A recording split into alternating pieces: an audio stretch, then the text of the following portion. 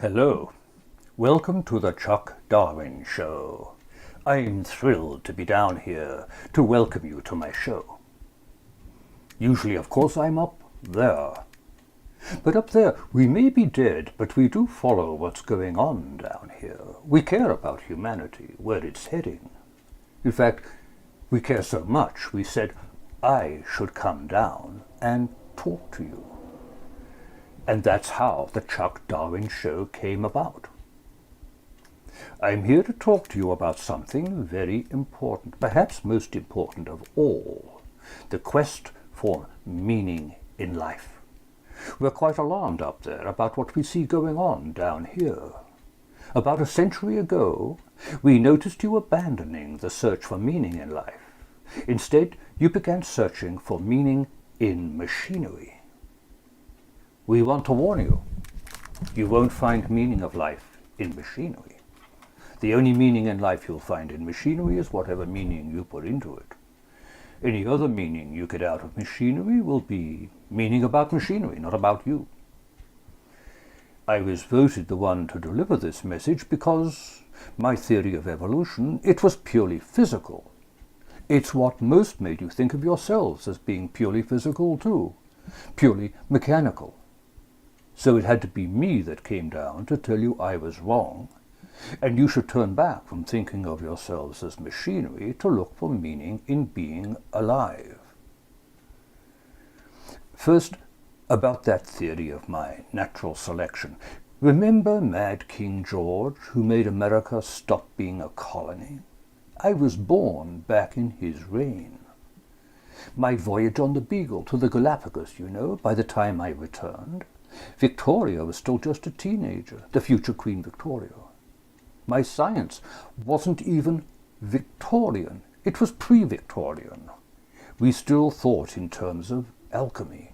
I titled my first scribblings about evolution my Transmutation Notebook. Obviously, the concepts available to me then, they were no match for the mysteries of evolution. My theory of natural selection, I've long since abandoned it.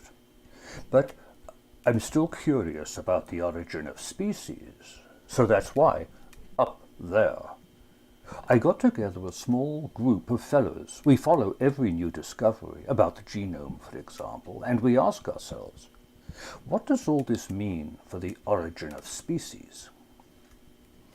What I'll do in my show is, I'll tell you what I think all this means for you now. Let's see, how was I supposed to begin? It's suddenly all come to seem very complicated. Problem is, we up there have come to see the universe very differently from you, and I'll have to tell you about that first. How we see reality is as presenting itself to us like a crystal through a number of different facets, each one an entire world of its own. We got the idea from you, from the great scientific discoveries of the 20th century, two entirely different views of the universe, a quantum world and a physical world. And we see the quantum world as implying a third, a world of pure energy preceding it before the Big Bang. Of course, it's all the same universe, it just looks like a different world each time we come up with a new way of looking at it. We call these different ways of looking at reality worlds with a capital W. Three different worlds: energy, quantum, matter.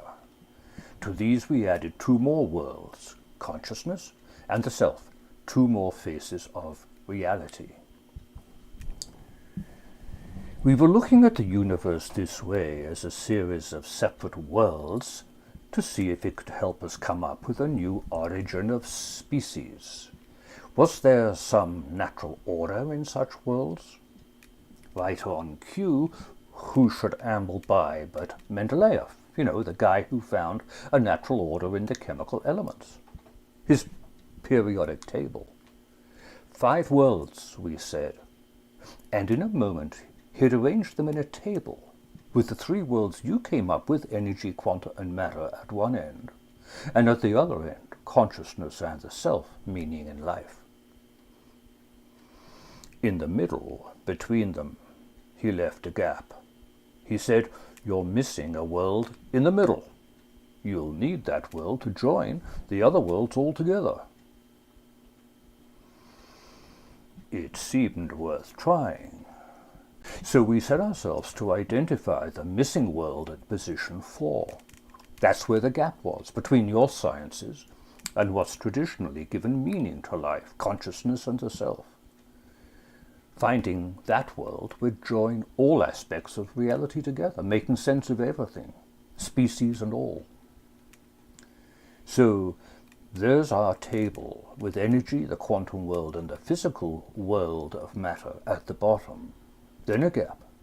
Then consciousness and the self at the top.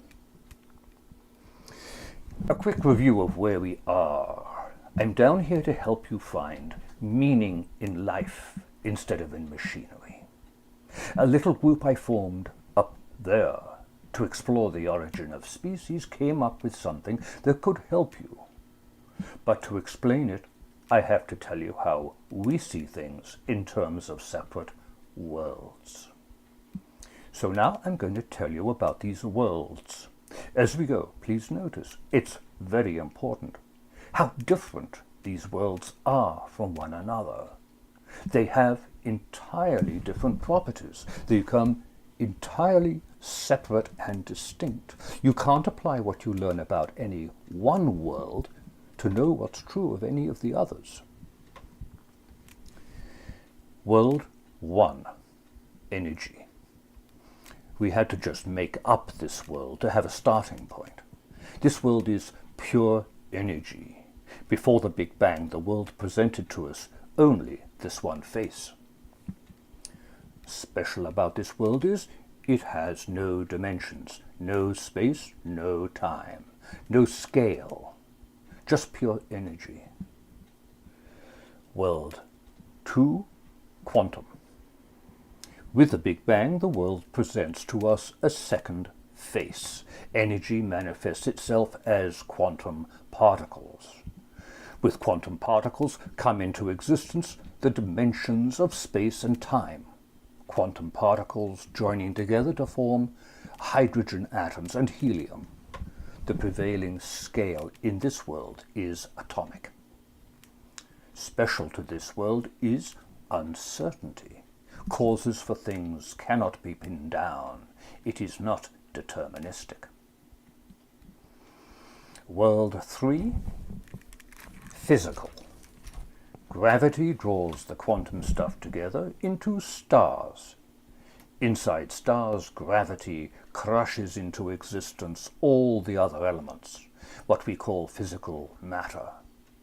There's a change of scale from that of the quantum and atom to everyday physical matter.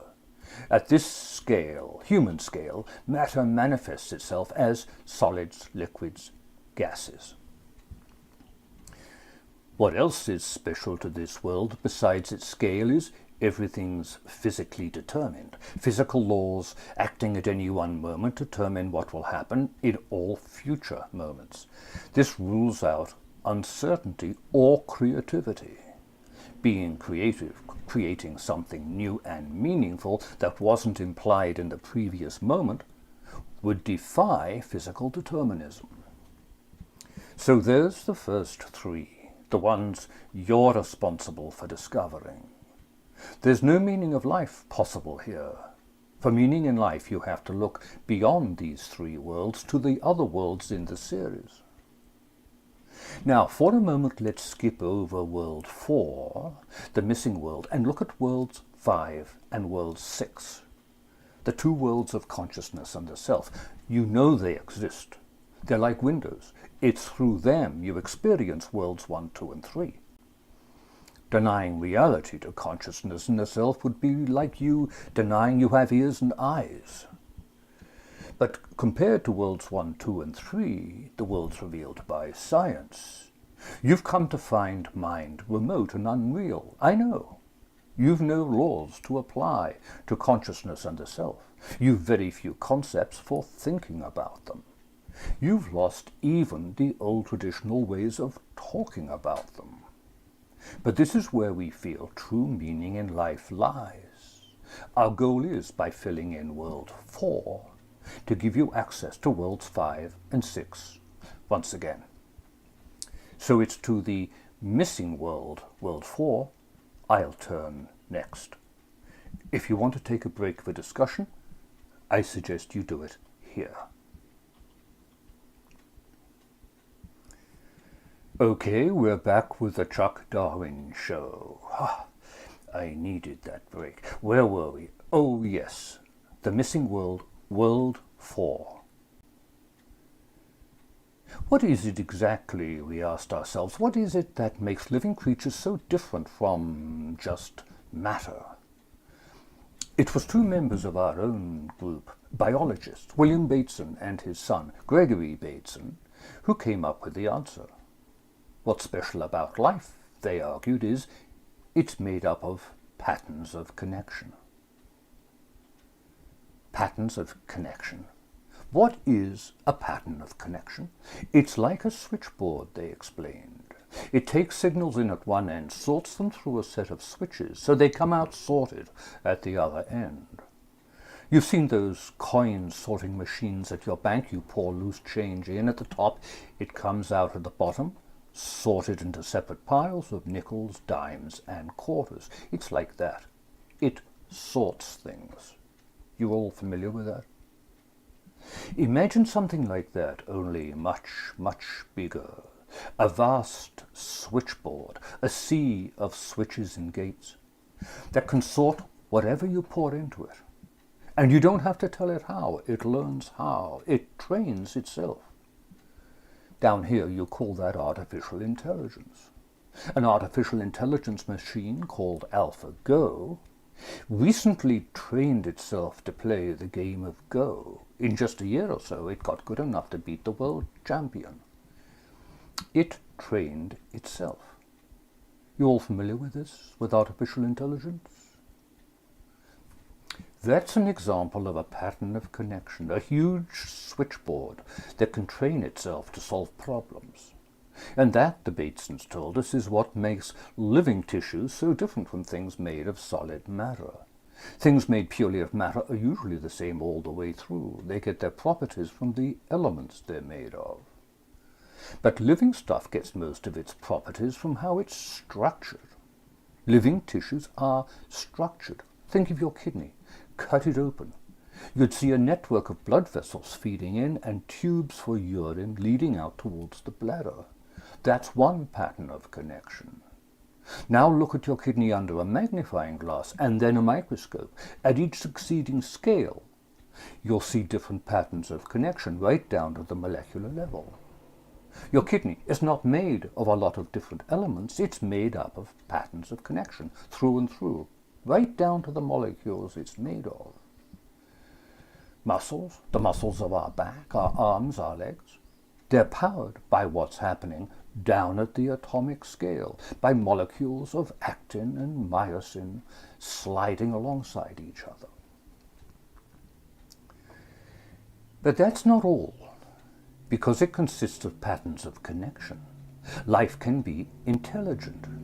You know that. Patterns of connection built into a machine can turn it into a world champion in games like Go and chess. That's pretty intelligent. If patterns of connection can do that, then they can certainly make even the simplest forms of life intelligent. Your kidney acts very intelligently. Now, I'm not saying conscious yet, I'm just saying intelligent. What else can we say about patterns of connection? They can make new patterns of connection, the Batesons told us. And if those new patterns of connection need new substances, they can come up with them as they need them. Our genome codes for 20,000 different proteins, which, I don't know, that may be more than all the naturally occurring physical stuffs in the universe. So because it's made of patterns of connection, life can make new substances, consisting of new patterns of connection whenever it wants. Patterns of connection can grow themselves and multiply. Even what causes what works differently. In the physical world, you account for the properties of things in terms of what's going on at the atomic level. That's reductionism. It's how things are at the atomic scale that explains how the stuff you're holding in your hand looks and feels. Causation works from the atomic scale up. But life, you can't be reductionist about life like that. In living creatures, causation works top down. It's how things are in the living creature at the atomic scale is driven by how the creature as a whole is doing, adapting to its environment, for example. If life is driven by the needs of the whole creature, not by what's happening to the molecules it's made of, causation works from the top, the whole creature, down. The opposite of how it works in physical matter in World 3. And biggest difference of all, they told us, and essential for evolution, is patterns of connection can defy physics. They can be creative. That's what's most special about them. They can learn what's likely to happen next. They can predict it and make something else happen. That's like us saying, it's going to rain tomorrow, so I'll take my umbrella and I won't get wet. I use reason to defy physical determinism. Engineers down here building artificial intelligence into machines, they soon found themselves unable to understand how their machines reached their conclusions. Patterns of connection quickly become much too complicated for today's physics to set limits to how they work. Patterns of connection can predict what's likely to happen next, but you can't tell how they do it. You can't tell from what's happened in one moment in one of these machines what will happen in the next. They make it up. And because that's true for patterns of connection, it's also true of life. Life can be creative. So here's a summary. Living creatures are made of patterns of connection. As a result, life can grow and multiply. In living creatures, causation works top down, from the whole creature down to the atoms it consists of. And because it's made of patterns of connection, life can be creative. This was hard for us to get our heads around at first, but once we got used to it, to life being how it was because of how it was structured, how differently it was made, we wondered how it could ever have been lumped in with physical matter. Because it was made up of patterns of connection, we decided life deserved to be given a world of its own. What about species? I asked Bateson Sr., William. If patterns of connection can account for life, could they account for the origin of species? You've told us how patterns of connection can be creative, they can be intelligent. They can design each other. Old patterns of connection can evolve into new patterns of connection. Could that amount to an entirely new mechanism of evolution? If you read my book on the origin of species, you'll know I originally supposed that life began in some warm puddle exposed to air and sunlight. But according to the older Bateson, life more likely began on the walls of vents at the bottom of the sea. He pictured the earliest oceans on planet Earth as having been crisscrossed with vents pouring out molten volcanic rock and fumes, blisteringly hot. A vast test tube of violent chemistry. Now go back for a moment to World 2, the quantum world, he said. What's been discovered about empty space? It isn't empty. Quantum particles can pop in and out of existence all the time. Like that, on the superheated clay walls of those vents, chemical switches will pop in and out of existence. In that cauldron of hot chemicals, wherever such switches could provide shortcuts for the flow of energy, they'd organize themselves into sheets, patterns of connection, covering every surface. In effect, he said, Patterns of connection like that would amount to chemical factories. Depending on the energy flowing over them, they'll automatically process chemicals into new combinations with lower energy. Over time, some of those switches will bind catalysts, speeding up those reactions. Among those catalysts will be proteins, what we call enzymes, he said. And with that, we come to the first sign of what we think of as life. Sign of life number 2, certain patterns of connection, really recipes for chemical cookery, get written down in RNA and DNA molecules.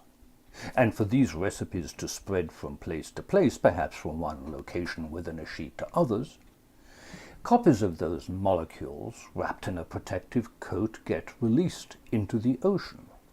There's the invention of viruses, little floating chemical recipes. Then strings of those recipes join up into genomes, and together with the enzymes needed for reading them, get packed into little sacks and released to set up shop on another vent, perhaps far away. That's the invention of microbes, each with its own genome. Sign of life number 3. The oceans became a soup of living chemistry, viruses and microbes sharing much of their DNA with one another, splitting into new species. There's the origin of species. And that is how things seem to stay for over half of how long the Earth existed. With that, the older Bateson, great biologist of the early 20th century, sat down. His son Gregory, more focused on what happened next, took his place. To understand what happened next, he said, you have to know more about the genome, what a genome is. It can come as a number of separate molecules, but I'd like you to think of it as a single long molecule. Along it are stored in linear code all the patterns of connection needed for making up a living creature. Duplicate that string, and with the right enzymes you can read back those patterns in the code to make a new cell. That's how genomes started. If you'd been there bobbing about in that soup of living chemistry, you might have said, "Nothing's happening," he went on. But something very important was happening. The genome was gathering new powers, new engines, new processes, greater intelligence. And why do we think that? Because of what happened next, around 1 billion years ago. Two things in particular tell us evolution had reached greater powers, evolved greater intelligence. Of course, we knew all about this, but it was useful to have it all summed up so simply.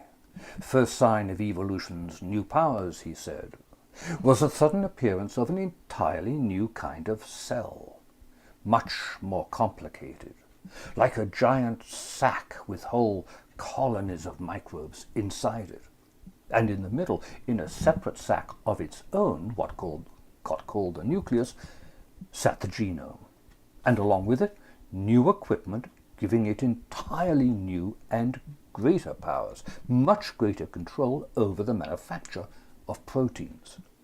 This was the kind of cell we're made of. Second indication of evolution's new powers, it created something entirely new. Meiosis, sex. Creatures came divided into males and females, their genes fusing in a much more elaborate process of cell division. In this intricate dance, male and female genomes could arrange their genes into patterns of connection on the genome, making for much more advanced new creatures.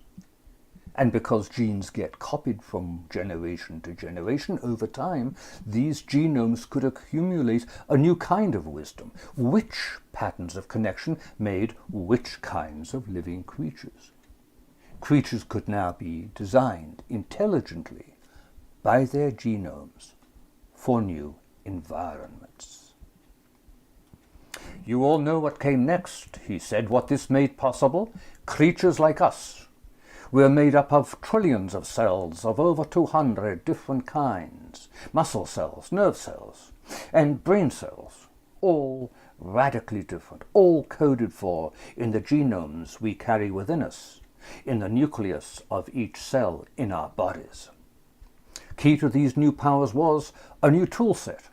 And key to this new tool set was the genome being reorganized into patterns of connection. Now, the genome didn't just code for intelligence, it itself became intelligent.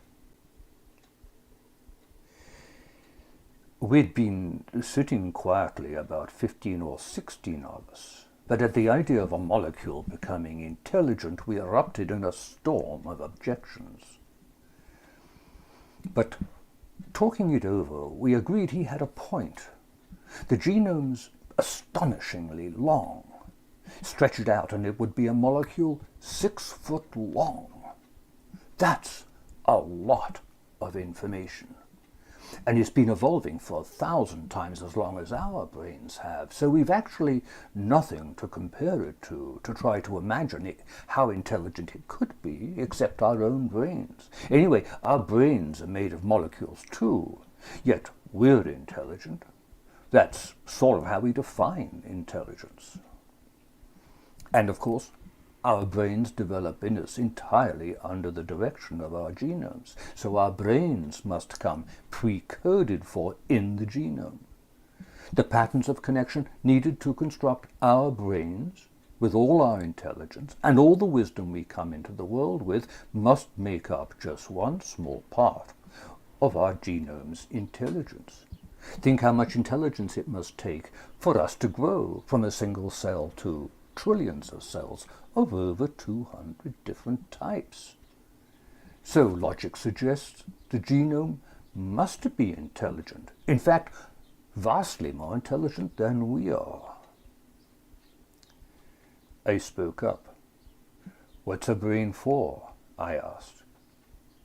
It's for writing patterns of connection into, he said. Once we had brains, the genome could build into it little branch offices for itself. Into our brains, it could embed some of its own wisdom for us to draw on for ourselves.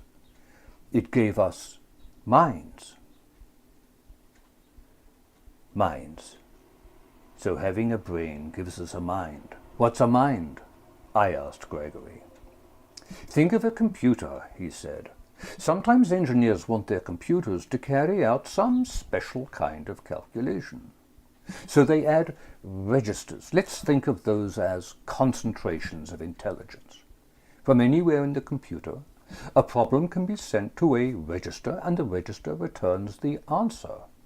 Now picture our intelligence as a sheet of patterns of connection, like a large sheet of paper, and add registers to it one at a time, a thickening of the surface raising bumps. One, of course, would be for memory. Another one, a fat bundle bulging up out of the sheet, would be for vision. Hearing, pleasure and pain. Actually, when you think about it, that's like what a brain is. Think of it as a sheet about the size of a small tablecloth. Scrunch it up so it's all wrinkled. Shape it into a hollow ball with the registers all sticking out. Then turn it inside out so all the registers lie pressed together inside the ball, and you've got a brain. We amused ourselves imagining the registers all jostling for best connections to the sheet around them. One in particular stood out as particularly important, and that's attention. That's a way for any part of the brain to focus all the brain's resources onto something particular. And once you have a module like that for issuing alerts, you need other registers for signals to label your alert with. One register for signals for kinds of danger, snake, lion, crocodile. One for opportunities, fruit, water, shelter. These are signals for meaning. Associate those meanings with calls and cries, and languages aren't far behind. Now we have a shared system of meanings. Our little group, we looked at one another. We were pretty pleased with ourselves. We'd been able to take the Batesons' concept of patterns of connection and plot a path for how it evolved all the way to having minds. Good time to break for a discussion if you've a mind to. First though, here's a quick summary of what we'd come up with. What's distinctive about living creatures is they come structured as patterns of connection. Old patterns of connection can evolve into new patterns of connection. Patterns of connection can transcend the limits posed by 21st century physics to become intelligent and creative.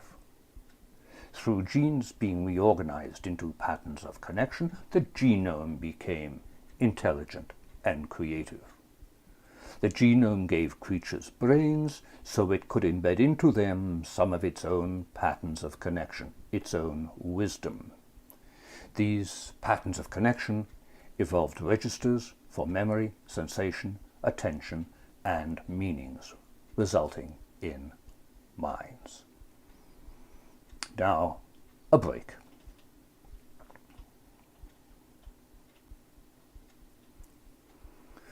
And now, I'm going to continue with my show, The Chuck Darwin Show.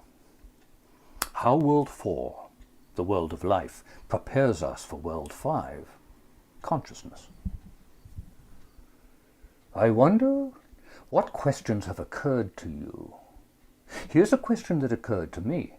We talked about the genome. Which genome? Where? In which cell? This one here on my hand? This one here on my face? As I was turning this question over in my mind, I was gazing at a tree and admiring its branches stretching out on each side towards the light as if eagerly reaching out for energy, which of course they were. Suddenly I wondered, how did the tree remain so symmetrical? How did the branches on one side know at each stage of the tree's growth how far to grow to match those on the tree's other side? Or take a whale, as it grows, how does one flipper know how much to grow, to be as long as the other flipper, and then when to stop growing so they both stay the same size? Obviously they do, those flippers, or we'd see young whales swimming in circles, and we don't.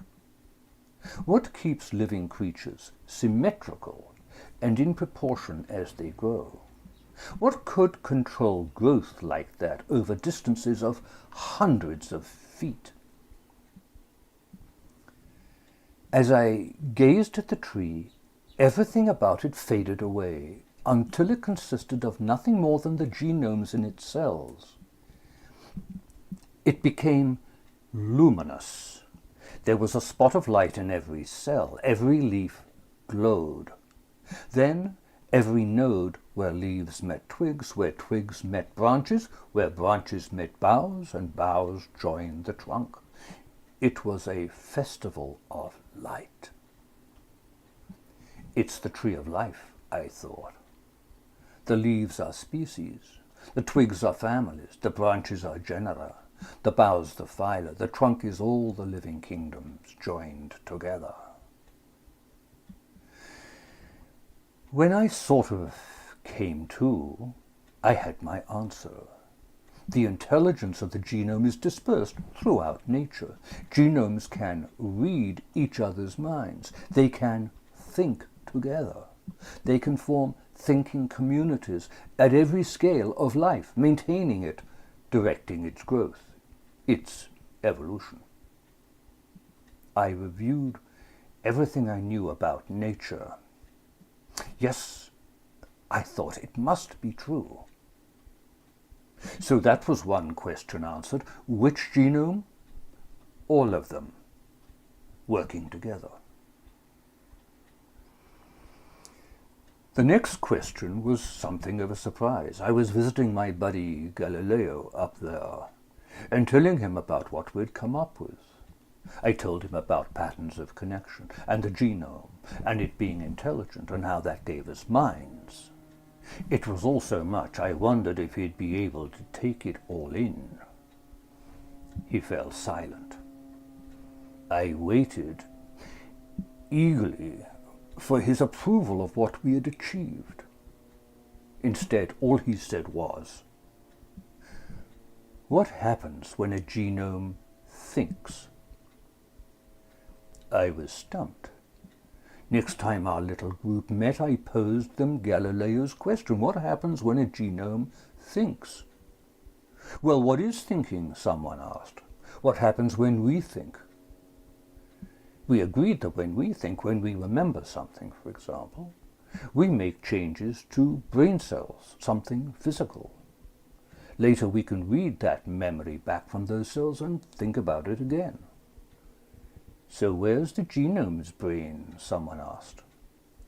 We agreed it must consist of all the genes strung along the genome's chromosomes. A little hush fell over the group. I'll never forget it. It's genomes that define species. If by merely thinking, the genome can change a species' genes, then it can create new species merely by thinking them up. We'd arrived at an entirely new mechanism of evolution. For you, the concept of species being thoughts in the mind of a genome may be hard to get your minds around. For us up there, it wasn't as hard. That's really all we are up there. We're basically our ideas. What caused a hush to fall over us was we'd stumbled on an entirely new mechanism for evolution. For me, what was most important was it gave living creatures a new dignity. If species of living creatures consisted of thoughts, then they could evolve not as collections of characteristics, as I had supposed, but as wholes. We'd achieved our original goal of coming up with a new origin of species. But along the way, our goal had changed. Now we wanted to join your new worlds 1, 2, and 3, with where we believed the meaning of life lay in worlds 5 and 6. With input from Mendeleev, then the Batesons, then Galileo, we'd made considerable progress. Now, who should we approach next? Newton. Einstein, came the suggestions.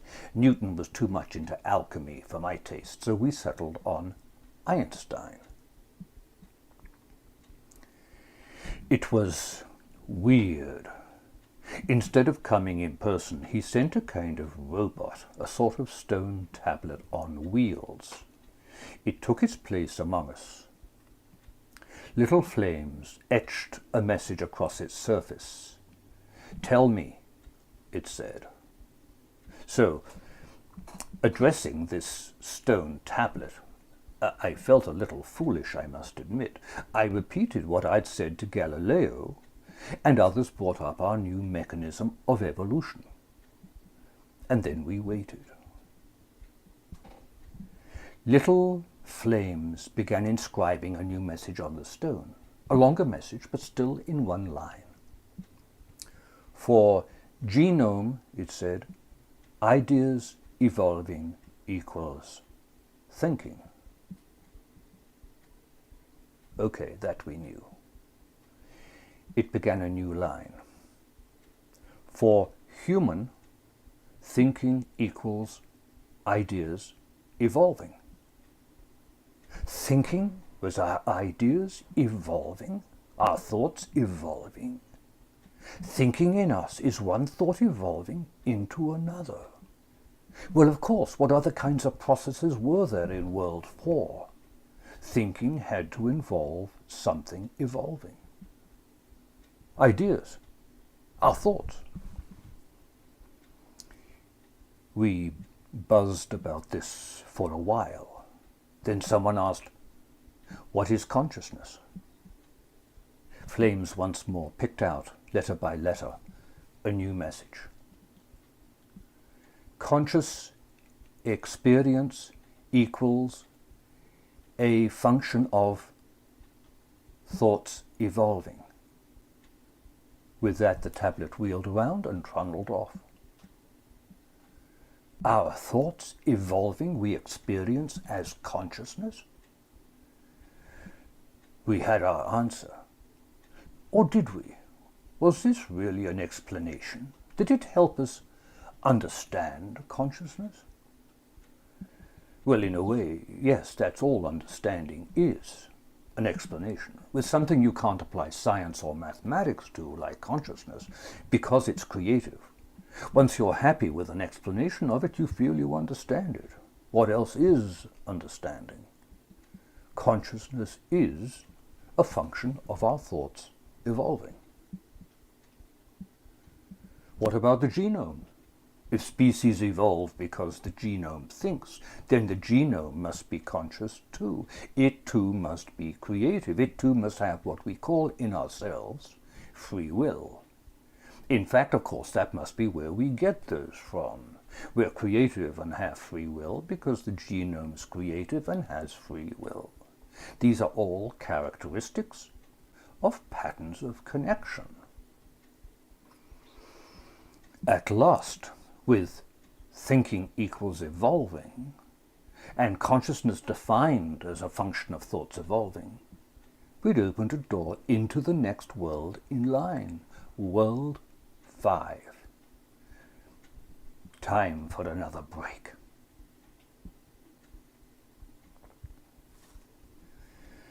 World 5, the evolution of consciousness. Here I am, back to continue my Chuck Darwin show. I have a secret resource. Well, you may know about him. My grandfather, Erasmus Darwin. He's been called one of the last great thinkers of the Enlightenment.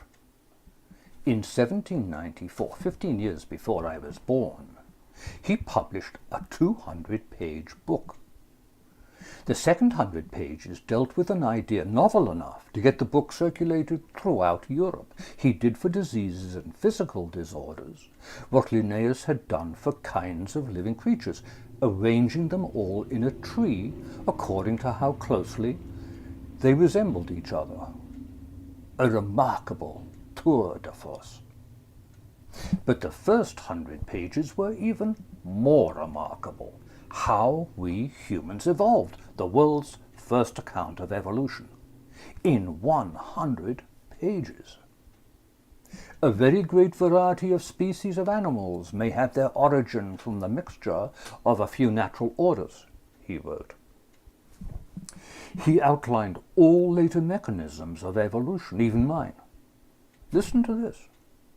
Every individual tree produces innumerable seeds, and every individual fish innumerable spawn, in such inconceivable abundance as would, in a short space of time, crowd the earth and oceans with inhabitants. He was also a published poet. Compare that with my more individuals are produced in each generation than can survive. He went on, this argument only shows that the productions of nature are governed by general laws. For a general law, I had only to turn to something Malthus published only 4 years later, in 1798. Increase of population is necessarily limited by means of subsistence. There it all was, more than a decade before I was born. Natural selection through competition for scarce resources. I only grudgingly gave my grandfather credit in my lifetime. I'd like, as far as I can, to set the record straight. 200 years before it was discovered, I see him having conceived of the genome. He refers to spermatozoa as living filaments, partly alive, partly mechanic springs. Isn't that how we picture the genome today? He invites us to suppose that all warm-blooded animals have arisen from one living filament. And later, one and the same kind of living filament is, and has been, the cause of organic life. Where was he now when I needed him? Well, nearby, of course. I paid him a visit. I looked forward to telling him about the genome, about patterns of connection, making the genome both intelligent and conscious, about how the genome could think new species into existence and the new mechanism of evolution that implied. I told him how, from early microbes to us, from several hundred genes, the genome would eventually grow 1,000,000-fold to billions of genes. He listened intently, unusual for him, usually a most garrulous man. Eventually he spoke.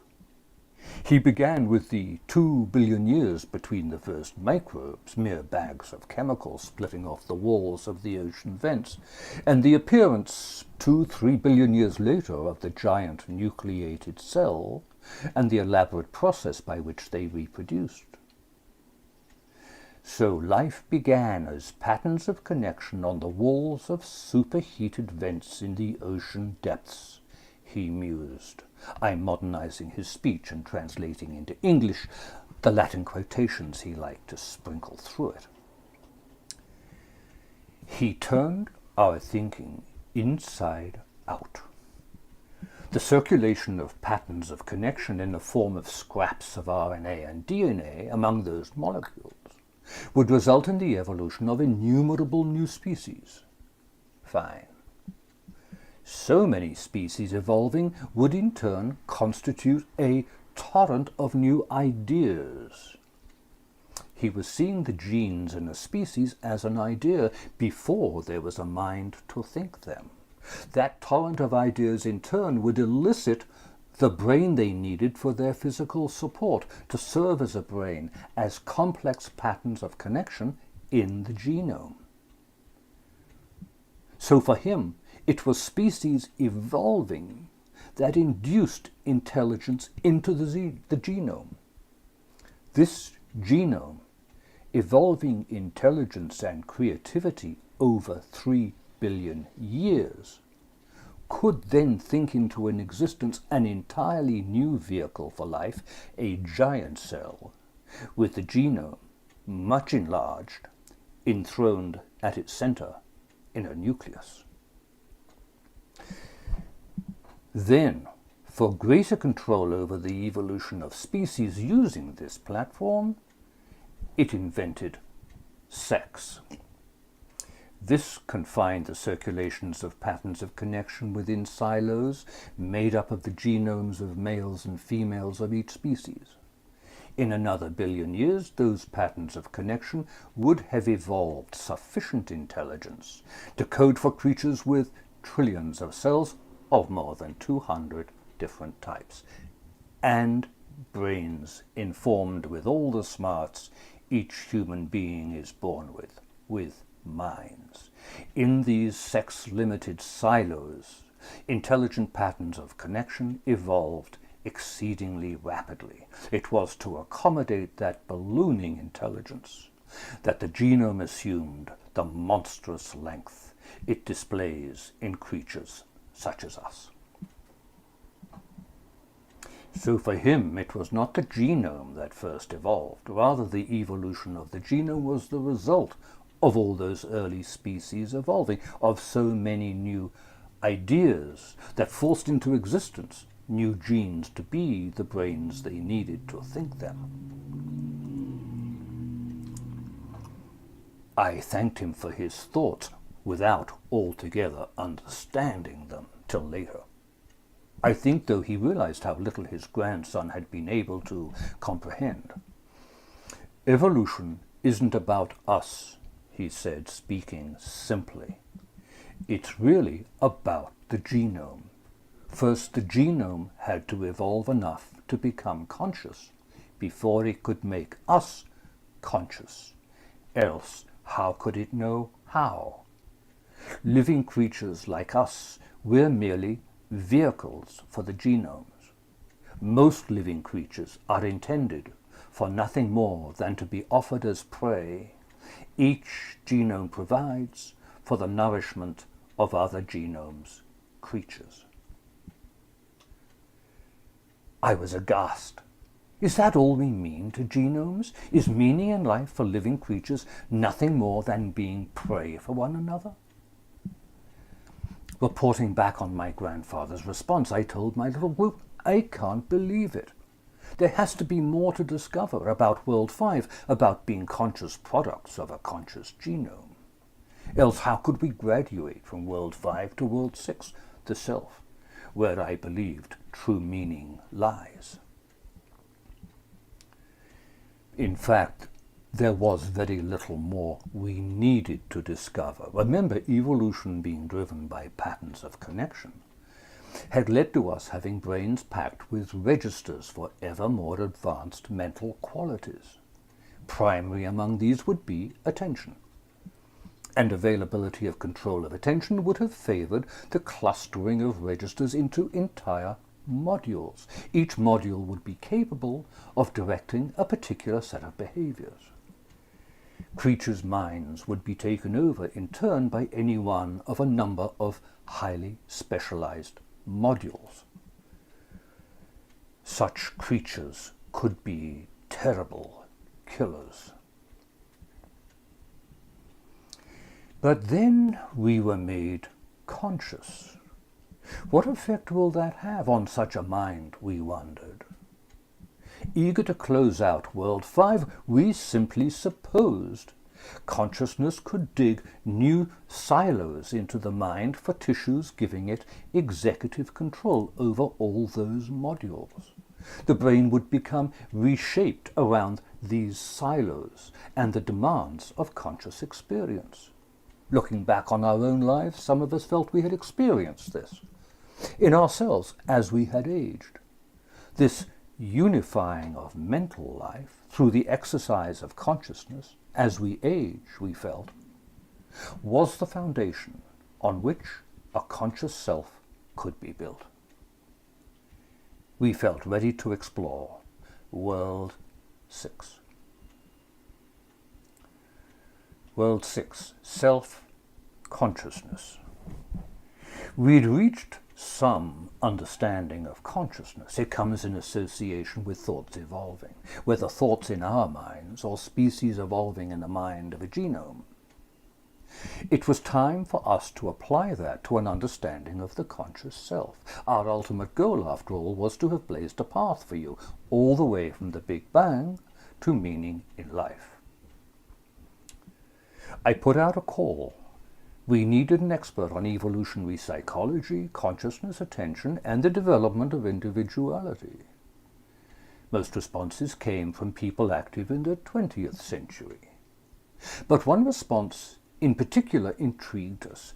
I've been following progress in evolution closely, and it's obviously going nowhere. It desperately needs a good shaking out. I'm a terrific fan of little groups like yours, and I love what you've come up with. I've got World 6 already mapped out. I'd love to work with you. Signed, Leibniz. Leibniz? He's late 17th century, along with Newton. A good century, that, founding of the Royal Society and all. We asked him to join us. He introduced himself, then plunged right in. What's been the greatest achievement of the last 150 years? He asked us with a rhetorical flourish. He looked around to make sure he had our full attention. Not science, he announced. Public health. Have you noticed how few of those succeeding us up here now die in infancy? How much older most people are when they die? Life expectancy has doubled. Life has become much more secure. Human attention used to be taken up with grinding obligations, pleasures caught on the fly, periodic mourning for the death of others, and the prospect of oneself dying all too soon. Now that's all been turned around. A child born today is almost guaranteed not only a long life, but continual conscious experiences throughout the better part of a century. Forget the marketplace, forget economics. This is something entirely new to invest in, the reshaping of your brain around whatever it is you choose to devote conscious experiences to. Life savings will take the form of a conscious self developed over a lifetime. That's the new wealth. That's the meaning that from now on will define the conscious self. On and on he went, sometimes raving, waving his arms around, accomplished statesman that he was. It was utterly brilliant, but I must confess I was totally overwhelmed. I had to ask my little group afterwards what he'd actually said. They gave me the main points. He complimented us on how we'd traced evolution's progress from the walls of ocean vents to viruses, to free-swimming microbes, to creatures made up of giant cells like ours, sexual, with brains, with genomes able to lay down in those brains some of their own patterns of connection. But these represented not mere markers along a steady progress, he said, but successive platforms evolution had created for itself to migrate to, each more glorious than the last, he'd said. This succession of platforms is the true meaning of evolution. And in this grand spectacle, what role has been reserved for humanity to play? Humanity has been picked out, has been equipped, is being prepared to become the next and most glorious platform through which evolution intends, in turn, to manifest itself. Phew. Okay.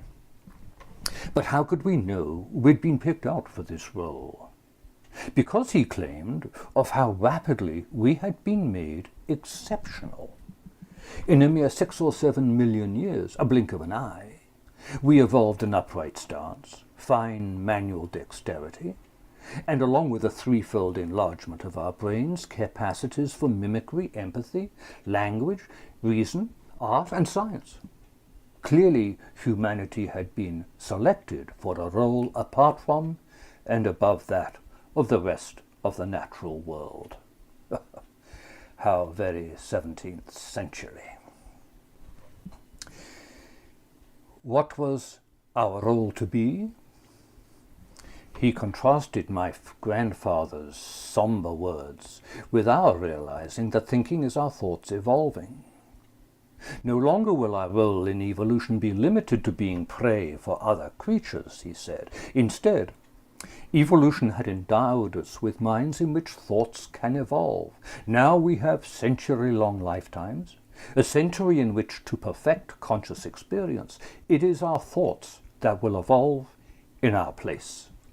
Human minds in which thoughts can evolve are to be the next platform through which the process of evolution will manifest itself. It is our destiny to become the most advanced showcase for evolution's mighty triumph. Okay, we're to be the next showcase for evolution's mighty powers. But what does that mean?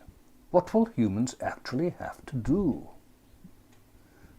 Apparently he covered that as well. We must start by modeling ourselves on genomes. To do that, we have to get to know them personally, individually. One of us might study the personality responsible for the trilobites, which changed so radically throughout their long evolution. Another might study the personality responsible for sharks, which over many hundreds of millions of years hardly changed at all. What kind of transactions between genomes could have led vertebrates and arthropods to be equipped with such similar eyes? Rather than look for what makes all living creatures the same, look for what distinguishes them, but in terms of the personalities implicit in their differences. Someone in our group pointed out that we, up there, couldn't do that. In response, he issued these ominous words. Then you must send someone down to tell them down there about this glorious mission that's been thrust upon them and what they must do to fulfill it. And he went on to point out how vital this was, how humans were turning from looking for meaning in being evolved, living creatures, and turning instead to looking for meaning in machinery. The only meaning they'll find in machinery is whatever meaning they put into it, he said. Any meaning they do get out of machinery itself will be meaning about machinery, not about what it means to be human. Someone must go down and warn them, and tell them about this new meaning of life we've arrived at, about our seeing in life a new world, linking their sciences with our discovery of the true meaning in life. They must be told that how they, mere humans that they be, are to become giants, even as genomes themselves. Yes, that was going to take some explanation, he said, but he was sure there must be at least one person present who was up to the challenge. All eyes turned to me. That's why I'm down here. What actually is it I'm supposed to say? I remembered that bit about you looking for meaning in machinery, but the rest is all a bit of a blur now that I'm actually down here. It all seems a bit vague. Maybe you should get together in little groups as we did. Don't forget, like us, you may need a little help. Once we got beyond physical matter in World 3, the sciences became less helpful and we had to rely more on the humanities. That's how evolution started. My grandfather was a medical doctor and a poet. Robert Chambers was a journalist. Alfred Wallace and I were naturalists. Only Lamarck was a professional scientist. Perhaps it's been a mistake to think of evolution as being a sort of science. Maybe you should get the humanities back involved. I think this may be a good place to end the Chuck Darwin Show. Thank you, and goodbye.